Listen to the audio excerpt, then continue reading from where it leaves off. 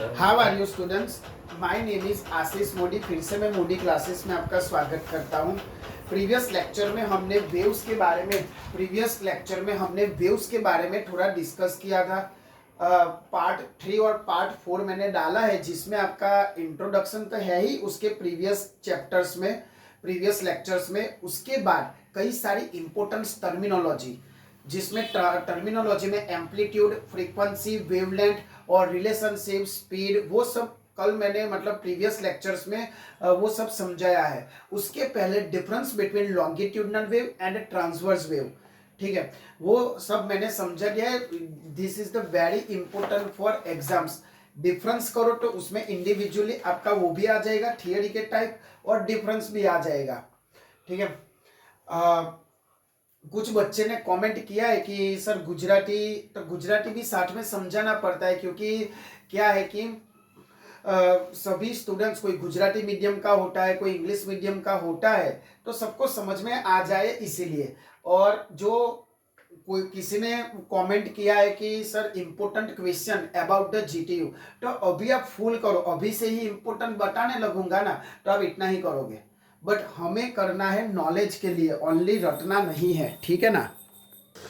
Okay, अभी हम लोग आज डिस्कस करेंगे सुपरपोजिशन। आगे का टॉपिक आपका व्यूज में, जो कि व्यूज आपके 11 स्टैंडर्ड में भी आएगा, 12 स्टैंडर्ड में नहीं, 11 स्टैंडर्ड में है, डिप्लोमा स्टैंडर्ड में भी है, ठीक है। तो व्यूज के बारे में हमने कई वीडियो पुट कर दिए, तो आप देख लेना। आज डिस्कस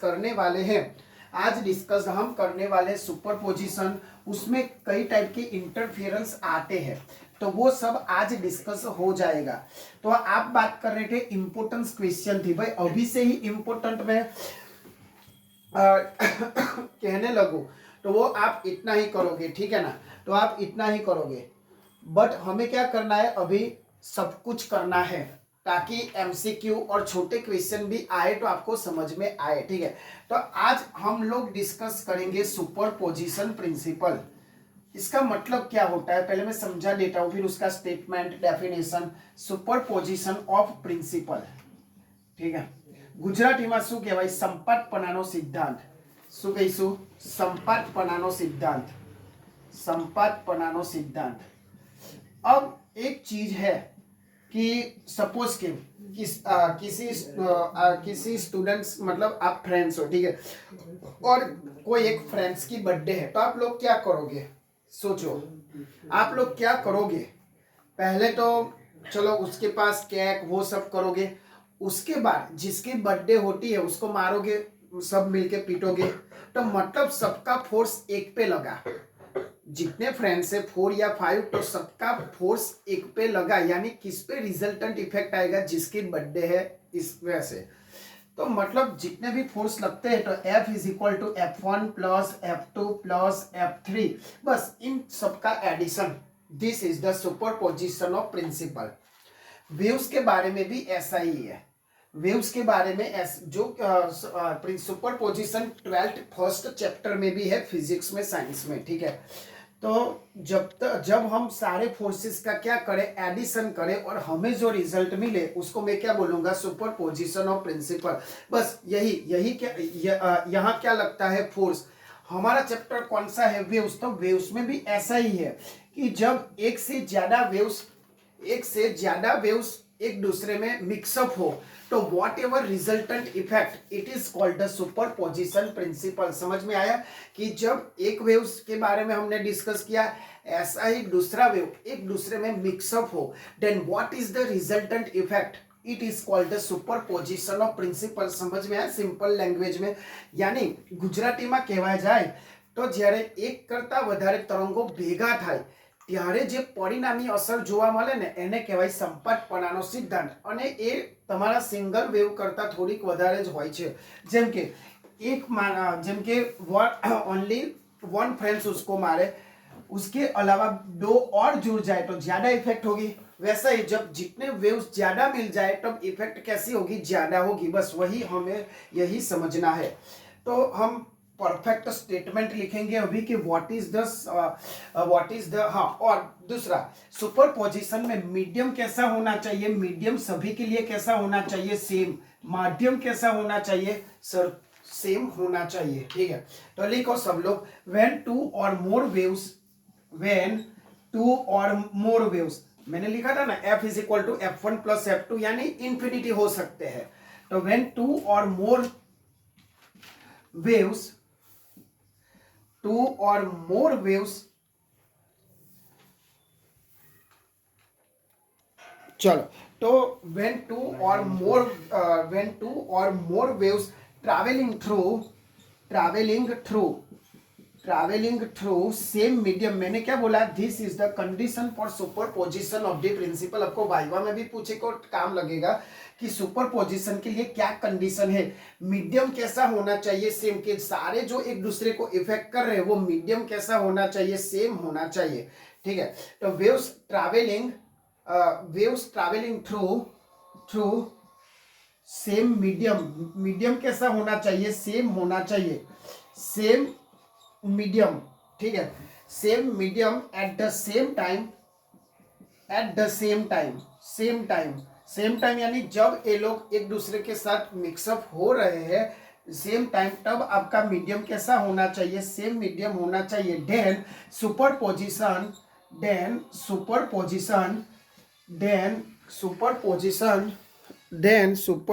हाँ, तो कहा थे हम लोग at the same time, then superposition effect is produce यानी इसका मतलब क्या होता है कि जब टू और मोर वेव्स यानी एक करता વધારે તરંગો ટ્રાવેલિંગ यानी हमा ट्रावेलिंग करे છે सेम मीडियम में, सरखा माध्यम में, सरखा समय में, तो आ संपातपणाની અસર ઉત્પન્ન થાય છે। શું કહેવાય ગુજરાતીમાં કે જ્યારે એક કરતા વધારે તરંગો એક સમાન માધ્યમમાં સમાન સમયે પસાર થાય છે ત્યારે શું થાય છે, સંપાતપણાની અસર ઉત્પન્ન થાય છે। ક્લિયર? इसमें कुछ डाउट आई थिंक नहीं होगा, कुछ भी रॉकेट साइंस नहीं है, बट क्या याद रखने का, सेम मीडियम और सेम टाइम, ये दो कंडीशन हमें क्या करना है, ध्यान में रखना है, ठीक है ना। चलो उसके बाद जो रिजल्टेंट होगा, resultant of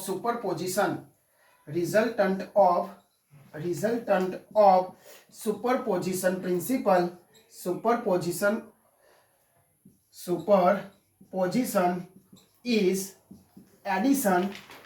is addition of all waves,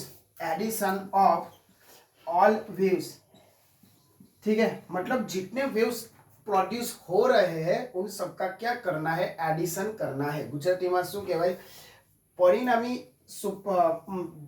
परिणामी असर, संपातपणानी परिणामी असर બધા તરંગોનો સરવાળો થાય છે, બધા જ તરંગોનો શું કરી દેવાનો, સરવાળો થાય છે, बस सिंपल। इतनी सिंपल लैंग्वेज में आप क्या करोगे, उसको याद रखोगे, ठीक है। लिखो फटाफट। उसके बाद हम उसका थोड़ा डेरिवेशन टाइप कौन कौन से है वो देख लेंगे।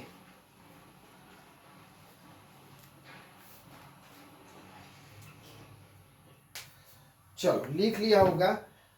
अब देखो यहाँ मैं एग्जाम्पल के लिए समझ लूँ कि there are the two waves. उदाहरण तरीके शू જોઈએ કે બે તરંગો છે, देर आर टू वेव्स, કેટલા તરંગો છે, બે તરંગો છે, there are two waves. Suppose कि y1 एंड y2, तो हमारा रिजल्टेंट क्या होगा, y is equal to y1 plus y2। क्या होगा resultant, y is equal to y1 plus. चलो सपोज कि यहाँ मेरे पास y1 is equal to a sine omega t, और दूसरा हमारे पास है a sine omega t plus 5। अब ये सब क्या है, ठीक है, ये सब क्या है मैं आपको समझा देता हूं। देखो दिस इज द एम्पलीट्यूड जो हमने प्रीवियस लेक्चर में डिस्कस किया है। अब नहीं याद है तो आप मेरा प्रीवियस वीडियो देख लेना, जो लोग नए हैं। ये यानी एम्पलीट्यूड, मैक्सिमम डिस्प्लेसमेंट, यहाँ थोड़ा रिवाइज करवा देता हूँ। देखो ए वाला, तो ए था ना वो आपका एम्पलीट्यूड होता है, ठीक है। फिर साइन हमेशा ये जो पैटर्न है ना, ये जो पैटर्न उसको कैसे पैटर्न कहा जाता है? साइनिसोइडल पैटर्न। कैसे पैटर्न? साइनिसोइडल। इसीलिए हम यहाँ साइन लगाते हैं। This is the angular frequency. ये समझ लेना व्हाट इज द फॉर्म। जैसे हमें मैथ्स में क्वाड्रेटिक इक्वेशन होता है, इसका फॉर्म क्या होता है? ax square plus B X plus C. तो ऐसे फॉर्म को हम क्या कहते हैं? Quadratic form. तो ऐसे किसी भी वेव्स का फॉर्म रिप्रेजेंटेशन ऐसा होता है। तो यहाँ हमको समझना चाहिए what is a amplitude, sine यानी साइनिसोइडल वेव्स, ओमेगा यानी एंगुलर फ्रीक्वेंसी, याद रखना एंगुलर फ्रीक्वेंसी, और दिस इज द टाइम। ठीक है, this is the simple representation of the waves. ठीक है, अब आप सोचोगे कि sir what is this, y2 कैसा फॉर्म है? तो ये this is the phase angle, वो किसी एंगल में जा रहा है तो उसमें ऐड होगा। और हमें क्या करना है? सुपरपोजिशन यानी टू वेव्स का क्या करना है? एडिशन करना है। y is equal to y1 plus y2। तो y1 क्या है? एक सिंपल आपका वेव है। वेव को कैसे रिप्रेजेंटेशन किया जाता है? ऐसे। और y2 यानी a sine omega T plus five, यानी वो किसी एंगल के साथ आगे जा रहा है। गुजराती में अपन आज लखाई। ठीक है, y इज इक्वल टू, अब हम क्या करेंगे? इन सबका एडिशन करेंगे तो आपको क्या मिल जाएगा? Superposition of waves. यानी y1 क्या है? a sine omega T plus a sine omega T plus five. ठीक है, अब सिंप्लीफिकेशन कर सकते हो। सिंप्लीफिकेशन में क्या कॉमन निकालो? a कॉमन निकाल सकते हो। ठीक है, तो a कॉमन निकालो तो आपको मिल जाएगा sine omega T plus sine omega T plus five. ठीक है, अब आप सोचोगे कि सर साइन निकाल सकते? नहीं निकाल सकते भाई, क्योंकि आप स्टैंडर्ड 10 तो पढ़े हो। ठीक है, तो उसमें मैं साइन एक्स ऐसा लिखूं तो क्या साइन को आप अलग कर सकते थे? नहीं कर सकते। ठीक है, तो थोड़ा इतना तो दिमाग होना चाहिए कि यहाँ से साइन नहीं हो सकता अलग। ठीक है, और अगर आप मैथ्स में अच्छे हो तो यहाँ एक फॉर्मूला बनेगा साइन प्लस साइन, बट अभी हमें वो नहीं करना है। सिंपल मुझे आपको क्या बताना था कि कैसे एडिशन होता है जब टू वेव्स में सुपरपोजिशन प्रिंसिपल आता है तब। क्लियर? इतना समझ में आया कि कैसे होता है आपका सुपरपोजिशन? ओनली एडिशन ही इंपॉर्टेंस है उसमें आपको क्या। हाँ, और मैंने क्या किया था, ये दोनों आपके कैसे होंगे? सेम मीडियम सेम होगा। एयर तो एयर अथवा ग्लास तो ग्लास। ठीक है, तो ये है आपका सुपरपोजिशन इफेक्ट। अभी इसमें बहुत सारी टर्मिनोलॉजी है, बहुत सारे टाइप्स है, वो अभी हम डिस्कस करेंगे। ठीक है, कॉपी कर लो 2 मिनट। तो इसके बाद हम चलेंगे उसकी इफेक्ट पे, मतलब टर्मिनोलॉजीज पे। चलो, हो गया ये सुपरपोजिशन प्रिंसिपल। अब यहाँ इफेक्ट ऑफ दी सुपरपोजिशन, मैंने बोला था ना बहुत सारी इफेक्ट होगी, तो इसमें 3 टाइप की इफेक्ट होती है।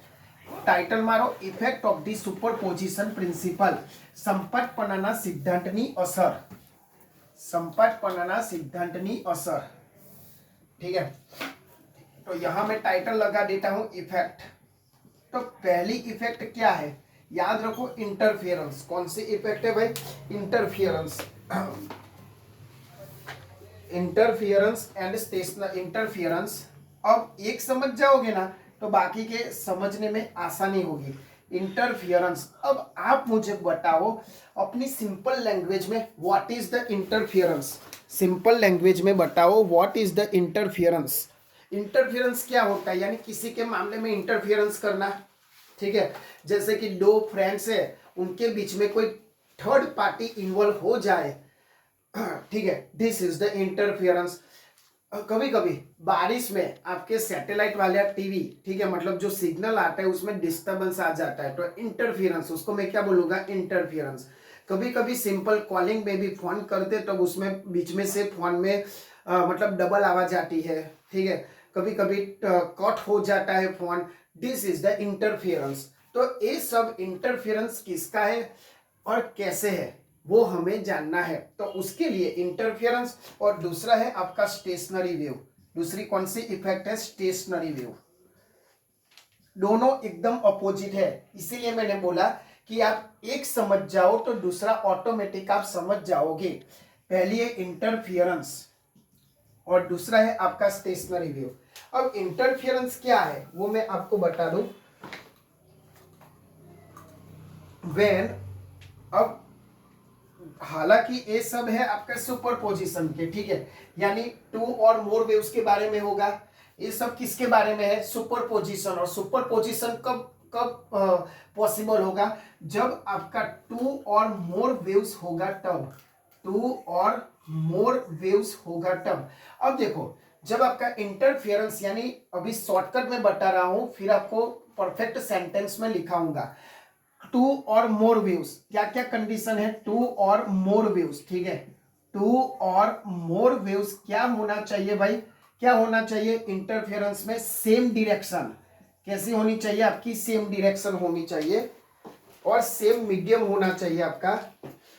सेम डिरेक्शन, डिरेक्शन कैसी होनी चाहिए आपकी? सेम डिरेक्शन और सेम मीडियम, सेम मीडियम होना चाहिए, और एक दूसरे पे इफेक्ट होना चाहिए।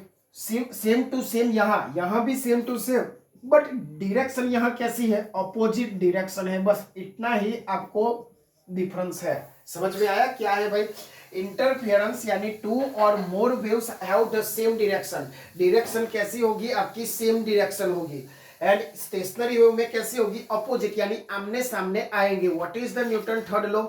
बोलो, याद हो तो न्यूटन थर्ड लॉ क्या है? एक्शन एंड रिएक्शन, यानी मैं किसी को एक चाटा भी मारूंगा तो उसका मुझे सामने लगेगा हाथ में, तो this is the action and reaction. तो वही है। तो स्टेशनरी वेव्स में अपोजिट डायरेक्शन होगी और इंटरफियरेंस में सेम डायरेक्शन होगी। समझ में आ गया?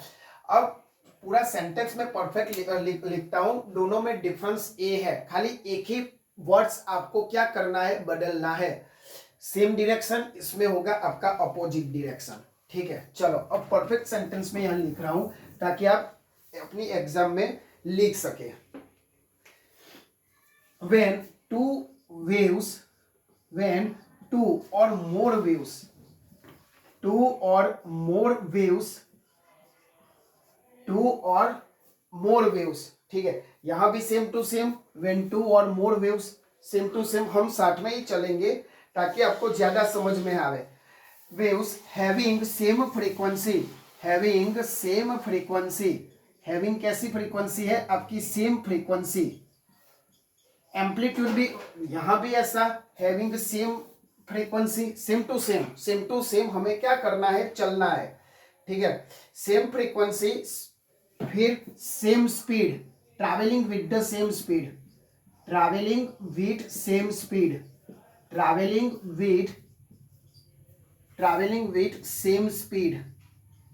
यहां भी ऐसा भाई कि दोनों वेव्स की स्पीड कैसी होनी चाहिए? सेम। जहां चेंज है वो मैं वहां बता दूंगा, गुजराती में बाद में बताऊंगा पूरा, ठीक है, वो अभी हिंदी में समझ में ही आएगा आपको, तो थोड़ा समझने की कोशिश करो। व्हेन टू और waves having the same frequency, ठीक है, travelling with the same speed. अब क्या आएगा? देखो, फ्रीक्वेंसी, स्पीड, और दूसरा है आपका मीडियम। सेम स्पीड और मीडियम कैसा होना चाहिए? Same medium. क्या होना चाहिए आपका? Same medium. ठीक है ना, समझ में आया आपको? चलो, तो मीडियम, मीडियम कैसा होना चाहिए आपका? Same, same medium. यहां भी क्या होगा भाई? Same medium. देखो भाई, अलग पेन से आपको कर रहा हूं। देखो, फ्रीक्वेंसी कैसी होनी चाहिए? सेम फ्रीक्वेंसी होनी चाहिए, travelling with the same speed होनी चाहिए, एक 3 वर्ड्स आने चाहिए, और सेम मीडियम। समझ में आया आपको क्या क्या कैसे लिखना है? ऐसा नहीं कि चलो इंटरफेरेंस यानी ओनली मिक्सअप करना, ये होना चाहिए same frequency, same speed and same medium दोनों में। बट यहाँ डायरेक्शन मैंने बताई, और डायरेक्शन आपकी क्या होगी? अलग होगी।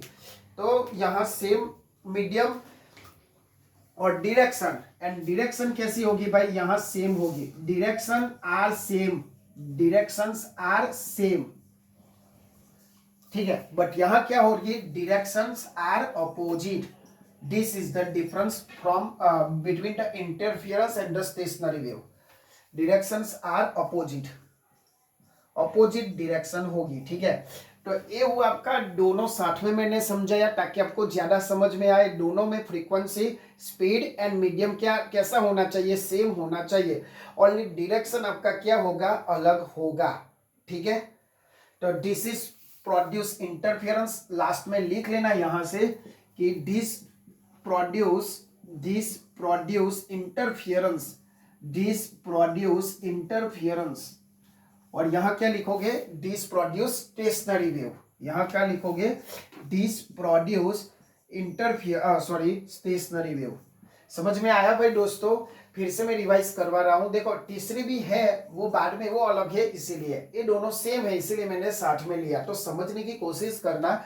इंटरफियरेंस यानी when two or more waves having the same frequency, मतलब जो दो वेव्स है जो मिक्सअप कर रहे हैं, यही सुपरपोजिशन में मैंने सीखा है। सुपरपोजिशन यानी क्या, कोई एक वेव्स की बात नहीं है, टू और मोर वेव्स इसमें इन्वॉल्व हो गए तो सभी के वेव्स की फ्रीक्वेंसी सेम होनी चाहिए, स्पीड सेम होनी चाहिए, और मीडियम भी आपका कैसा होना चाहिए, सेम होना चाहिए, चाहे वो इंटरफियरेंस हो चाहे वो स्टेशनरी वेव्स हो।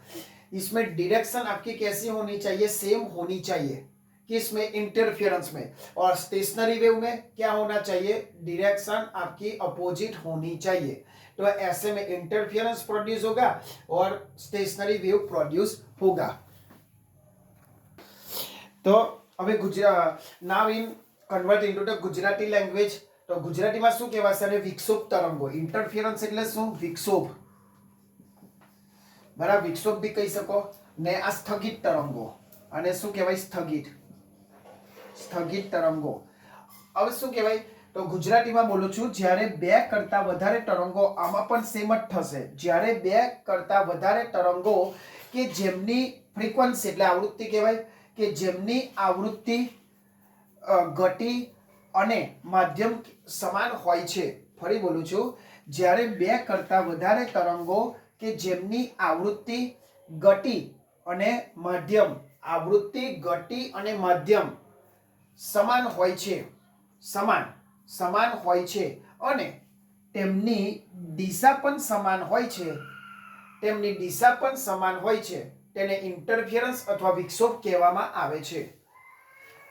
દિશા કેવી હોય છે, સમાનમાં। બટ તમે જ્યારે સ્થગિત તરંગોની વાત કરો છો, બધું સેમ ટુ સેમ, કે જ્યારે બે કરતા વધારે તરંગો કે જેની આવૃત્તિ, ગતિ અને માધ્યમ કેવું છે, સમાન, તો તેમની ડિરેક્શન અને તેમની ડિરેક્શન આમાં કેવી જોઈએ, એકબીજાની વિરુદ્ધ જોઈશે, એને શું કહેવાય, તમારી સ્થગિત તરંગો। ઠીક છે। હવે થર્ડ એન્ડ લાસ્ટ ઇફેક્ટ, ठीक है, इसके साथ ये लेक्चर हमारा खत्म होगा, जिसका नाम है beat information.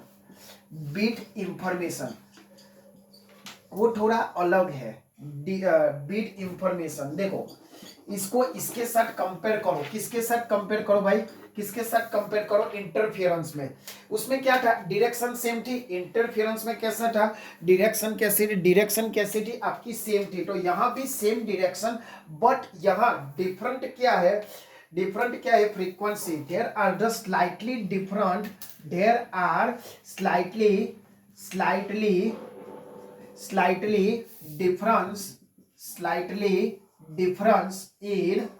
Slightly difference in किसमें, स्लाइटली डिफरेंस होगा आपकी फ्रीक्वेंसी में, स्लाइटली डिफरेंस इन फ्रीक्वेंसी में थोड़ा स्लाइटली डिफरेंट होगा। बाकी तो आपका सेम, स्पीड भी सेम, मीडियम भी सेम, डायरेक्शन भी सेम,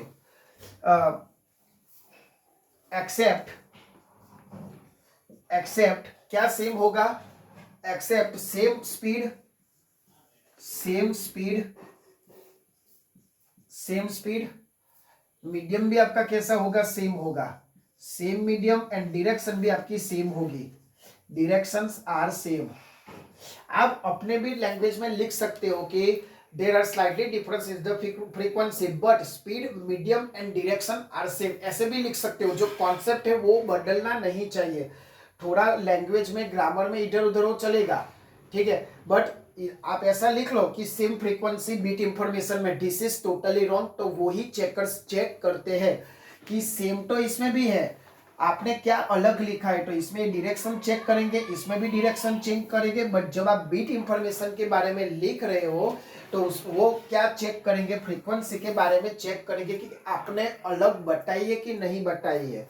तो same medium and directions are same, direction are same. तो ये तीनों तीन आपकी क्या है, effect of the superposition principle, interference, stationary and beat information. Gujarati में શું કહીશું, ગુજરાતીમાં બીટની માહિતી, ગુજરાતીમાં શું કહેવાય? બીટની માહિતી. આ પ્રકારની અસરમાં લખજો ગુજરાતીવાળા, આ પ્રકારની અસરમાં ગતિ, માધ્યમ અને દિશા સમાન હોય છે. ગતિ, માધ્યમ અને દિશા, ગતિ, માધ્યમ અને દિશા સમાન હોય છે, પરંતુ તરંગોની આવૃત્તિમાં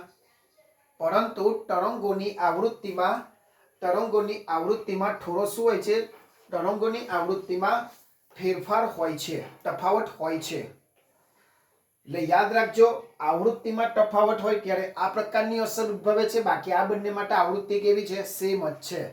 એટલે આ બધી नानी नानी बात मतलब छोटी छोटी चीजें आप याद रखना तो आप अच्छे से कर पाओगे, ठीक है। तो थोड़ा लंबा वीडियो बन गया but this is the very important. अभी ये चलाता और अगले लेक्चर में बीट इंफॉर्मेशन तो वो थोड़ा ये हो जाता, इसीलिए बट आई रिक्वेस्ट यू अभी तक जो भी चलाया वे उसके स्टार्टिंग से शुरू से देखना, बीच में से नहीं देखना, क्योंकि शुरू से ही आप देखोगे तो समझ में आएगा कि व्हाट इज द सुपरपोजिशन। आप अभी इफेक्ट देखो बट सुपरपोजिशन प्रिंसिपल क्या है वही आपको नहीं पता है, तो क्या इफेक्ट से क्या आपको पता चलेगा। इसीलिए भाई पहले से सारे लेक्चर्स अटेंड करो, नहीं देखा है तो डिस्क्रिप्शन में सारे वीडियो है ही, तो आप एक बार उसको विजिट कर लीजिए, अपने फ्रेंड्स तक भी पहुंचे, ताकि मैं ओनली सिंपल लैंग्वेज में ही आपको एक्सप्लेनेशन हो, इसीलिए समझाता हूँ बोथ लैंग्वेज में, चाहे वो इंग्लिश का हो, हिंदी का हो या गुजराती मीडियम का हो, ठीक है।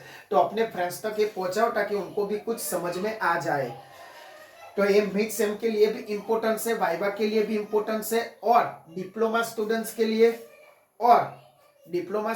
लिए और जो 11 साइंस में है उनके लिए भी, जो अभी उनकी एग्जाम होगी सीबीएसई बोर्ड की, उसमें भी व्यूज के लिए ये इंपॉर्टेंट चैप्टर तक आप रिफर कर सकते हो, ठीक है। और अपने फ्रेंड्स तक पहुंचाओ, और हर बार की तरह आप ऐसा काम करो कि दुनिया करना चाहे आपके जैसा। जय हिंद, जय भारत।